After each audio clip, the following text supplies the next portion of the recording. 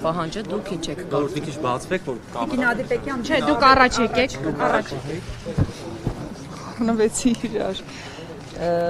Նախ դրա մասին Ադրբեջանը խոսում է 20 թվականի խայտարակ կապիտուլյացիայից հետո, երբ որ նա ի սկզբանե Հայաստանին մի քանի կետից բաղկացած պահանջների ցուցակետ ներկայացրել, Արցախի ճանաչելը Ադրբեջանի կազմում, ադրբեջանցիների ներխուժումը որպես բնակիչ Հայաստանի Հանրապետության տարածք եւ այդ ցուցակի ներքո նաեւ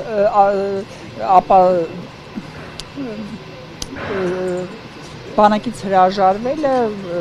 разоружение մի խոսքով եւ այդ թվում նաեւ խոսքը գնում էր նրա մասին, որ հայ առաքելական եկեղեցու լուծարումը։ Սա դեռ 20 թվականին հնչեցված պահանջ էր, որը կարծես այդ արցախյան կրիզիսի ժամանակ ոնց որ անտեսվեց։ Երբ որ արդեն Փաշինյանը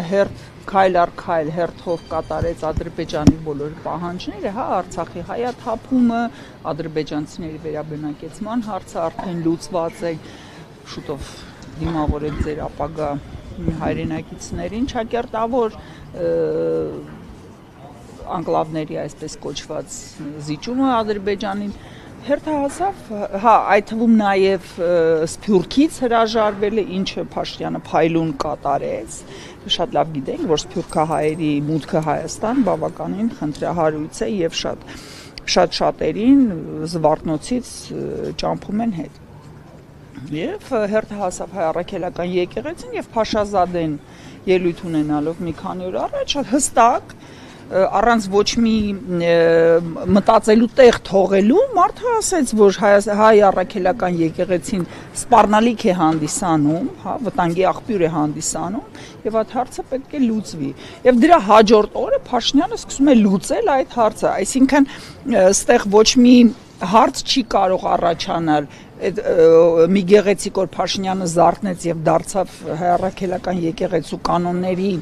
հետևորդ եւ սկսեց հետաքրքրվել Գարեգին երկրորդի անձնական կյանքով, ոչ մարդը պատվեր է կատարում իրեն համապատասխանող, իրեն հոգեհարազատ ոճով, հա, խորասուզվելով մարդու ինձ իմ կյանք Ինչպես է ուզում լուծել Գինադի Պեկյան ներկայացնել եւ ընտրել այնպիսի մարդու ծրագրագետներից բաղկացած ինչ որ անհասկանալի հանձնաժողով են կազմել, որոնք պետք է որոշեն արդեն կազմել են դիգին։ Այսօր տեսա ինչ որ անձից անհասկանալի ծագումնաբանություն ունեցող անձից բաղկացած բան է, խմբակ է, որը ես չգիտեմ ունի արդյոք պրոֆիլային կրթություն, ունի արդյոք նմանատիպ աշխատանքի Փաշինյանը պետք է անցկացնի նրանց հետ եւ ընտրի։ Հասկանաք, սա ամենազավեշտալին այն է, որ աղանդավորը փորձում է ներխուժել հայ առաքելական եկեղեցու ներքին խոհանոցի մեջ, դա այսինքն մուսուլմանը եւ աղանդավորը փորձում են ներխուժել հայ առաքելական եկեղեցու ներքին խոհանոց եւ կազմաքանդել այն։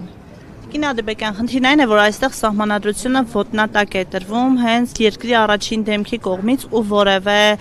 հետևանք դա չի ունենում, ոչ իրավական, ոչ նաև պայքարի, հա, քաղաքական պայքարի, ինչ որ ալիք է նոր բարձրանում, կարմիր գծեր չունի այս իշխանությունը ու դրա դեմ պայքարի տարբերակներ չկան, ինչ էլ պիտի լինի, որ ժողովուրդը հավաքական կերպով կարողանա պայքարել քաղաքական առումով իրեն փոխելու եւ իրավապահ համակարգին խելքի բերելու, որ այս ամենի դեմ պետք է պայքարել։ Ում են սպասում, ում կոչին են սպասում։ Անկեղծ ասած ես այդ հարցի պատասխանը չունեմ, որովհետև քաղաքական ընդվզումներ ձեռնարկելու համար անհրաժեշտ է ոչ միայն կարմիր գծերի խախտում, այլ նաև հակառակ կողմի այս պարագայում ընդդիմության կողմից ճշգրիտ քայլերի ձեռնարկումը, որը ես դեռ չեմ տեսնում։ Փաշինյանը կարող է անսահմանափակ ծավալով խախտել եւ խախտում է 18 թվականից ի վեր, եթե նստենք հաշվենք սահմանադրության քանի կետ եւ ինչ ձևով է, ինչ պիղծ ձևով է նա խախտել, ապա սա եւս մեկ կետ է նրա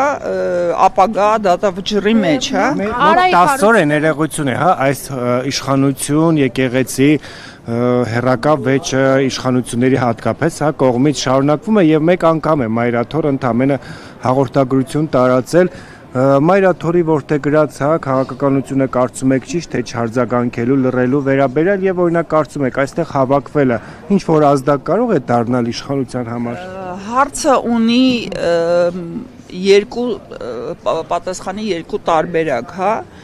Առաջինը վեհափառը այն կարգավիճակում է գտնվում, որ իրավունք չունի իրեն թույլ տալ նմանատիպ ճղճիմ անձանց բան անել, հակադարձել, դա առաջին է։ Երկրորդը դա վեհափառը որպես անձ, այլ ոչ թե որպես հայ առաքելական եկեղեցու առաջնորդ, դիմի դատարան եւ պահանջի բան դիֆամացիայի դեմ հայցով եւ պահանջի ապացույցներ այն ամեն ինչի ինչ ներկայացվել է։ Ինքն է պատրաստ ներկայացնել ապացույցներ, որ ներկայացնի, ես անկեղծ ասած թող ներկայացնի, բայց այստեղ խնդիրը ախր հասկանում եք, այստեղ խնդիրը ոչ թե Գարգինի անձն է, այլ այն կառույցն է, որը նա ղեկավարում է։ Երբ որ Փաշինյանը խոսում է նրա մասին, որ նա նոր ինչ որ կաթողիկոս է առաջարկելու կամ առավել եւս ամբողջ ժողովրդով պետք է ընտրեն կաթողիկոս, դա չլսված բան է, որովհետեւ եկեղեցին գոյություն ունի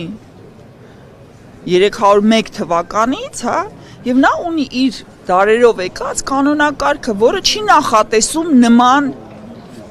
ընթացք, ու Փաշինյանը այն անձը չէ, հատկապես չլինելով հայ առաքելական եկեղեցու հետևորդ, իրավունք չունի խառնվի այդ գործընթացների մեջ եւ այդ կառույցի գործառույթների մեջ։ Ուստեղ խնդիրը կրկնում եմ ոչ թե Գարեգինի անձն է կամ նրա ապրած կյանքն է, ոչ թե հայ առաքելական եկեղեցին է ինքնին, այլ հաշվի առնելով որ հայ առաքելական եկեղեցին հանդիսանում է հայ ժողովրդի ինքնության կարևորագույն բազային տար,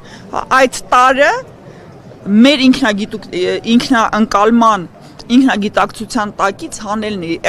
եւս մեկ սյուն են ուզում հանեն մեր հայ լինելու գաղափարից։ Սա է կարևորը։ Հիմա կներկայացնի նա ապացույցներ, չի ներկայացնի։ Հարցը այն է, որ աղանդավոր Նիկոլ Փաշինյանը իսլամիստ Փաշազադեի հետ միասին, Ալիևի, այսպես ասած, եւ Էրդողանի հորդորով նրանք ոչնչացնում են մեր ազգի ինքնությունը։ Վարչապետի աշխատակազմի ղեկավար Արայիկ Հարությունյանն ասում է, որ փուլում ինչ տեղի ունենա, ընդդիմությունը կգտնի դրվագ, որ նշի դա աթուրք ադրբեջանական տանդեմի կողմից է եղել, բայց դա իրականության հետ որևէ աղերս կարող է չունենալ։ Նաև հարցին թե ինչու հիմա որոշեցին, ասում են, եթե 18 թվականին անեին, կասեիք նոր եք իշխանության եկել, 20 թվականին կորոնավիրուսն էր, հետո պատերազմ, որովհետև 18 թվականին փորձեր կատարվեցին, եթե հիշում եք,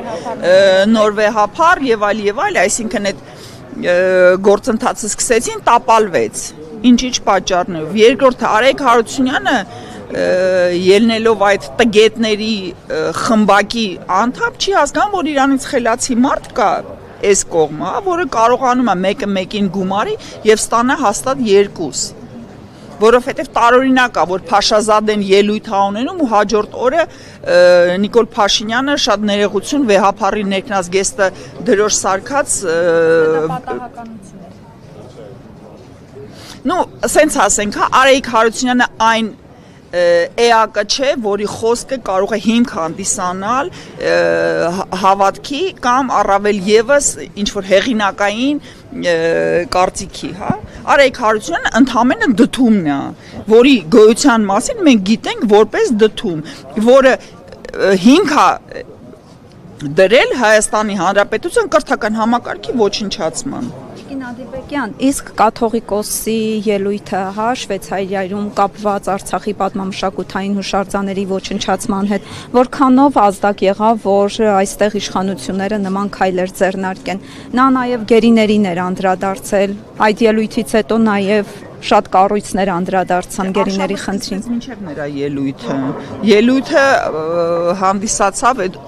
ալիքի, այսպես ասած, բարձրացմանը եւ բանը արդարացմանը, հա, երբ որ դու նման ելույթներ ես ունենում, որոնք չեն խոսում մեր քաղաքականության մասին, չեն բխում մեր քաղաքականությունից, հետեւաբար դու ել ավելի շատ պրեսինգի տակ կընկնես, քան մենք նախատեսել էինք։